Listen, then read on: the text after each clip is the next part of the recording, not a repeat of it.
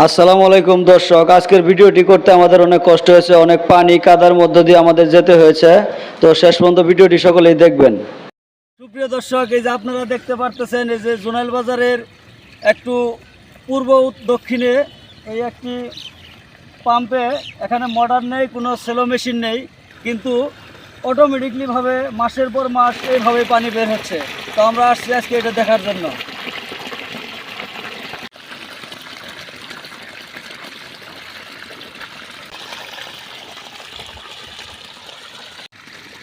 তো দর্শক, অনেকেই বলে যে পানির অনেক চাপ, এই জন্য পানি উঠতেছে। তো আমার কাছে বিষয়টা ভিন্ন মনে হইতেছে।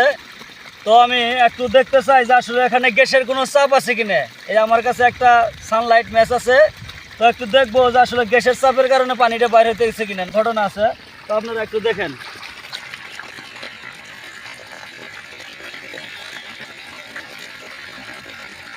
তো আমার মনে হয় না যে এখানে গ্যাসের কোনো চাপ আছে, কারণ এখানে আমার মেসে পানি ঢুকছে আগুনে, তারপরে কোনো গ্যাস সংযোগ হয় নাই।